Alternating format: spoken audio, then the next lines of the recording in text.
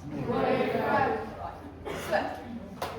vandag gaan ons gesels oor die homeostatiese beheer van watervlakke in die bloed.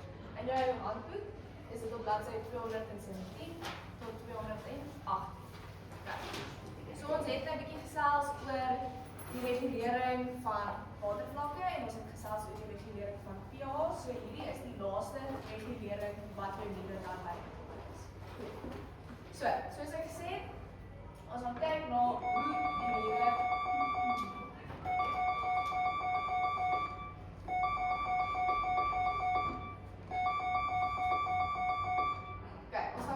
die maniere die watervlakke reguleer en dan gaan ek weer vir jou 'n scenario gee en jy gaan dit toepas, dit wat jy geleer het om daai scenario dan uit te figure. En ek het dan ook 'n werkkaart wat ek vir julle gaan uitdeel wat vir jou weer 'n ander scenario gee wat so 'n bietjie anders is as dit wat ons nou gaan doen, wat jou aan die ding gaan laat sit. Okay. So, hierso gaan ek gou vir jou 'n video wys hoe die hormone wat afgeskei word van die gedeelte waar dit afgeskei word, beweeg tot by die nier. Hy's baie kort, maar dit is net sodat jy min of meer 'n idee kry van wat dit is wat ons nou gaan bespreek. Okay. In the hypothalamus, neurons synthesize ADH. It travels down axons to the posterior pituitary. Finally, it is released into the bloodstream. ADH is released from the posterior pituitary. In the kidneys, it increases aquaporin channels. High ADH secretes concentrated urine, while low ADH produces dilute urine. This maintains blood pressure. Okay. So dit is hoe hy beweeg. Okay. Vinnige oorsig. As jy dit nie nou gevang het nie, is dit okay, want ons gaan dit nou verduidelik. So, die eerste plek wat jy moet weet waar hierdie proses begin, is in die hypothalamus. En dit is hierdie blou gemerkte gedeelte in die brein. So hy is so in die middelste, onderste gedeelte van die brein waar jy moet kry en hy is baie belangrik vir die regulering van pH, van soutte en van water. Okay.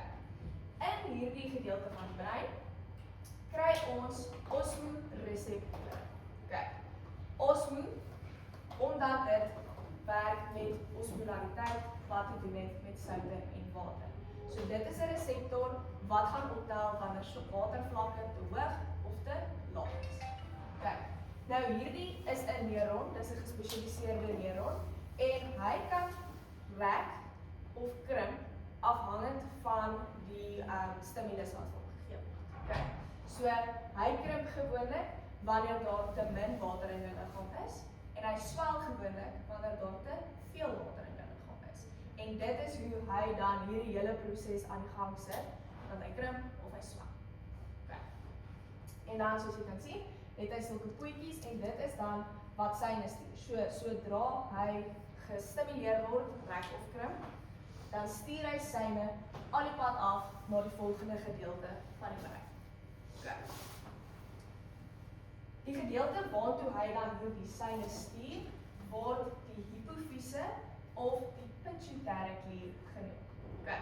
So hy sit net hier onder die hypothalamus en hulle is verbind deur neurone.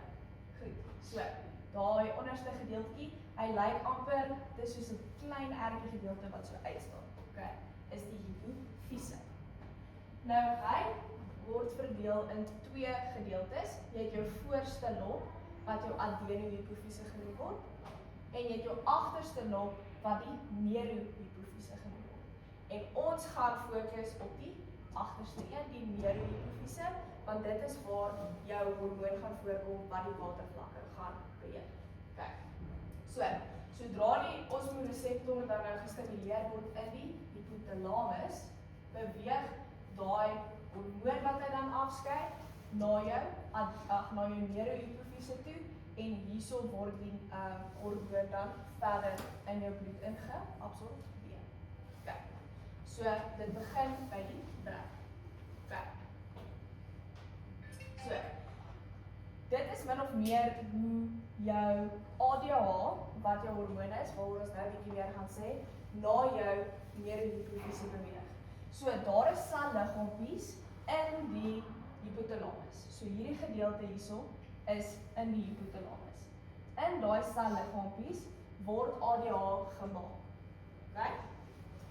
Dit beweeg dan af tot in die neurohypofise en dit word dan in die neurohypofise gestoor totdat jou liggaam nou agterkom, ons het of te veel of te min water.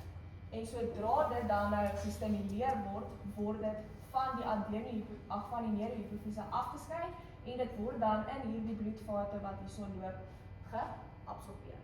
Okay. So ADH word gemaak in die hypothalamus, maar dit word afgeskei deur die hypofise. Okay, dit word nie deur die hypothalamus afgeskei. Die eindpunt van hierdie selletjies is in die hypofise, waar dit afgeskei word in die bloedvate in. Okay. So ADH is jou antidiuretiese hormoon. Goed. So hoe hulle dit uitgefigure het, diurese beteken die maak van urine of produksie van urine. So antidiuretiese hormoon beteken ons probeer die produksie van urine teenwerk. Okay. So ons wil basies minder urine of dan nou meer urine maak. Okay. Maar dis waar daai naam vandaan kom. Antidiuretiese hormoon, maar ons praat maar van ADH. Okay.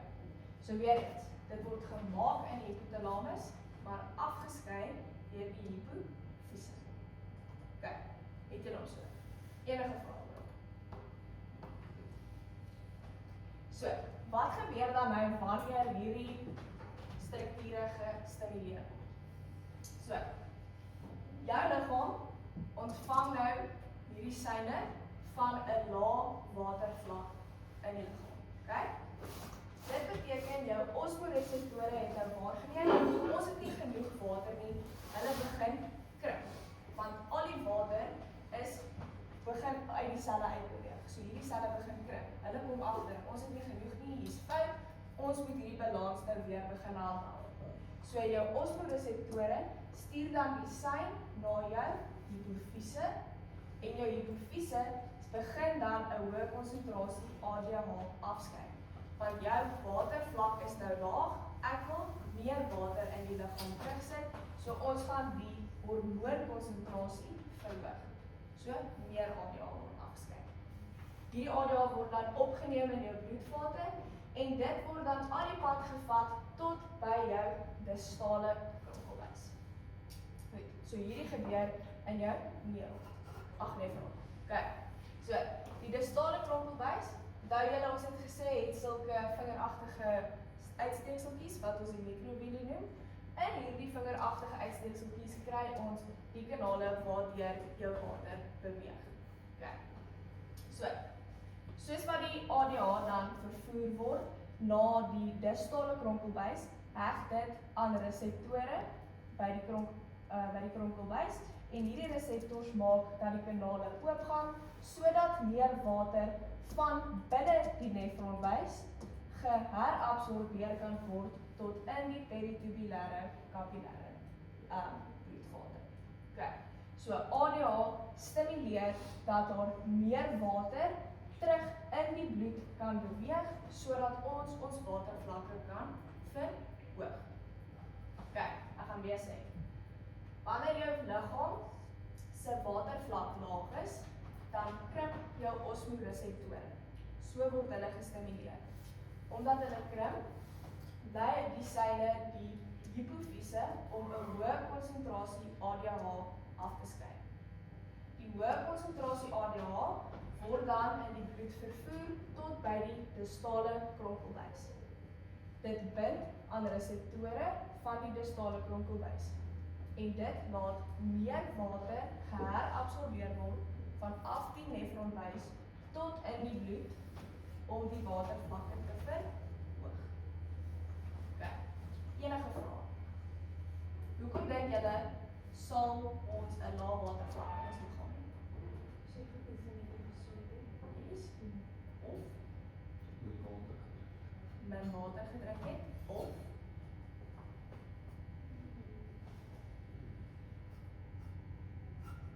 wat het ons in die vorige les geleer? Wat was daar iets wat gereguleer? Ja, as jy baie suiker dan het jy minder water, want water volg sout. So hoe meer sout daar dan weg gaan wees in jou wat uitgeskei gaan word, dan gaan al die water ook uitgeskei word. So daar staan 'n lae vlak water. Okay. So dan gaan hierdie proses plaasvind. Okay. En dan wanneer ons min watervlak het, praat hulle dan ook daarvan dat 'n persoon dalk gedehidreerd is. Okay. Lae watervlakke, dehydrasie. Right. Enige vrae? Okay. Nou kom ons by wat gebeur dan nou met jou urine? Sou jou watervlak dan nou laag wees. Omdat ons baie water herabsorbeer, gaan die volume van ons urine baie minder wees. Okay? En omdat ons baie water herabsorbeer, is die konsentrasie van die gulpigmente in jou urine baie hoër. So die kleur gaan baie minder wees. So daai pigmentkleur gaan vir jou wys, jy het baie min water gedrink, jy het baie gesweet, jou liggaam probeer met al sy mag al daai water terughou. Goed. So, hoe meer water geherabsorbeer word, hoe laer is die volume van jou urine en hoe donkerder is jou urine. Partykeer, julle sal dalk sien nou in van die scenario's wat ek gee, sal hulle dit vir jou gee sodat jy kan agterkom of die vlak in hulle die watervlak in hulle liggaam hoog of laag is. So dit is baie belangrik dat jy weet, as die vlak dan nou laag is, gaan sy urine minder en donkerder wees, want hy probeer al sy water herabsorbeer. Okay. Goed. Wanneer jou watervlak dan nou hoog is, dan gaan jou osmoreseptors begin swel. Okay. Dit is dan hoe hy gestimuleer word, hy swel, hy besef, hier's fout, ons het heeltemal te veel water, ek gaan mars. So ek moet probeer om van hierdie water ontslae te raak. Okay.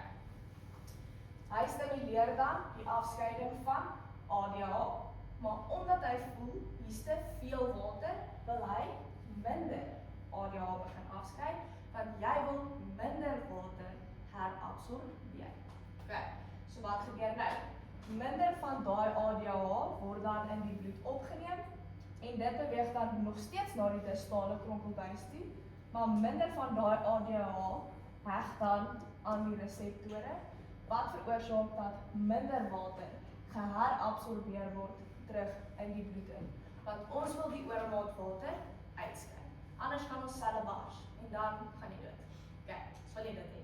Ons wil lewe. Ons hou van dit. Okay, so wat gebeur? Jou watervlak is hoog, jou osmoreseptor swel, dit stimuleer verminderde ADH afskeiding.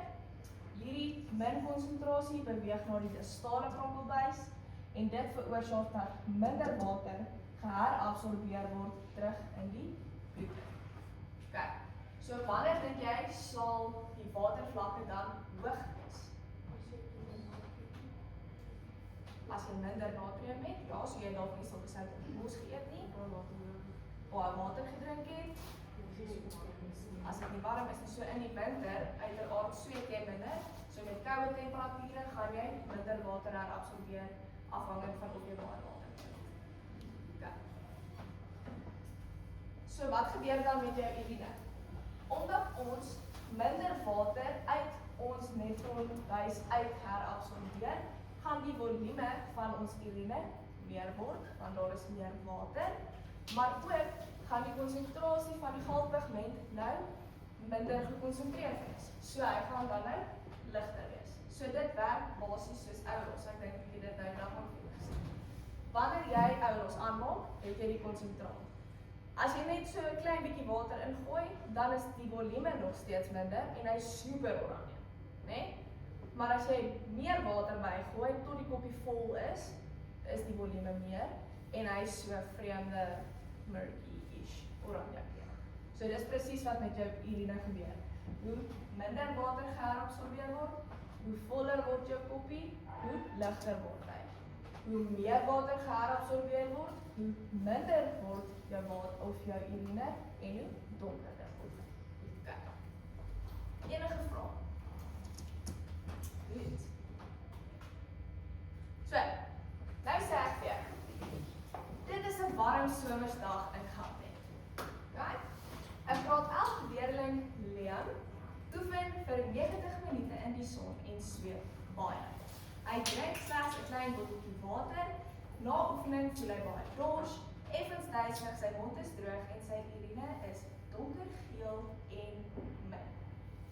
Wat het gebeur met sy homeostatiese regulering om dit weer terug te kry na normaal? So, hulle sê vir jou, hy het baie gesweet, hy het 'n klein botteltjie water gedrink en sy mond is droog en sy urine is donkergeel en min. Wat dink jy is die watervlak in sy liggaam? Baie laag, want hy het natuurlik dit verloor deur sweet, hy het min water ingeneem en sy urine gee vir die aanduiding dat baie water geherabsorbeer word. Ook, wat hulle vir jou ekstra sê is, hy is baie dors. Nee? So wanneer jou liggaam minder water het in die liggaam, stimuleer dit ook jou brein dat jy meer wil drink, sodat jy daai waterinname kan verhoog. Okay, so dis die 4 kenmerke. So wat gaan gebeur met die osmoreseptor? Hy gaan krimp. Dan, wat stimuleer hy? Baie ADH afskeiding deur die pituitary of die hypofise. Yes, okay. Dit word dan in die bloed vervoer na die van die okay. Daai ADH bind aan daai reseptore wat veroorsaak. Meer water, waar te beweeg? Na die? Yes, na die bloed. Sodat jy kan meer water in jou liggaam kry. En dan wat gebeur uiteraard met die urine? Donkerder is julle, nee? Donkerder. Okay, daar het ek al vir jou gesê, so, Liam se watervlakke was baie laag gewees, jou osmoreseptore het gekrimp, dit het die hypofise gestimuleer om meer ADH af te skei. Dit is vervoer na die distale kraakbuis, waar daai ADH aan die reseptore gebind het. Dit het dan nou gelei dat meer water van die nefronbuis geherabsorbeer word tot in die bloed en uiteindelik het dit dan veroorsaak, ek weet nie of ek hom hier ingesit het. Ja. Meer veroorsaak dat die urine dan minder gaan wees en baie geel. Okay, het jy nog so? Enige vraag? Ja, dan gaan ek gou vir julle 'n werkwoordjie uitdeel.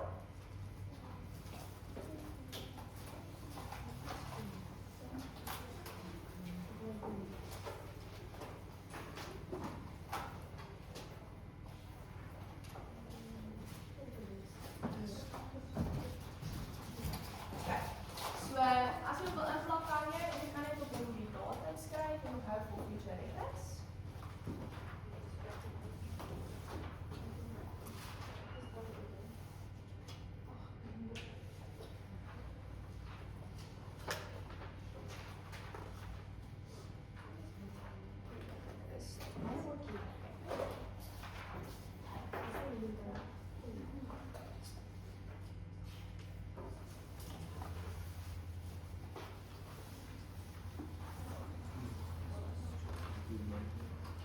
Alright, so op hierdie bladsytjie is daar vir jou 'n scenario gegee. Daar is 9 blokkies. Jy gaan nie noodwendig al die 9 blokkies invul nie, want dit hang af hoe jy nou besluit om dit te skryf. Maar wat jy moet doen, jy moet met 'n pyltjie aandui watse kant toe beweeg jou proses. So as jy in die blokkie begin en jy skryf af, moet jy daarom met pyltjies aandui waartoe jou proses beweeg, anders lyk dit net soos random inligting. Okay? En dan ook moet jy noem waarin die brein en wat in die brein word gestimuleer. Okay? En wat natuurlik dan afgeskei word. Hoe daai afgeskeide hormoon beweeg tot in die plek waar hy kom. En dan wat sy funksie in daai plek waar hy nou gaan wees, hoe hy daai funksie verrig. En jy moet doen wat met die urine gebeur. So jy moet hierdie hele proses van waar hy in die brein gestimuleer word tot wat uiteindelik met urine gebeur kan. Kijk, hoe jy hom opbreek, maak nie vir my saak nie.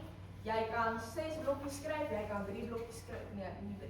Ten minste 5 blokkies skryf, laat jy 'n mooi foto kan skryf. Of jy kan in al 9 blokkies met verskriklik baie inligting ook uitsit. Okay.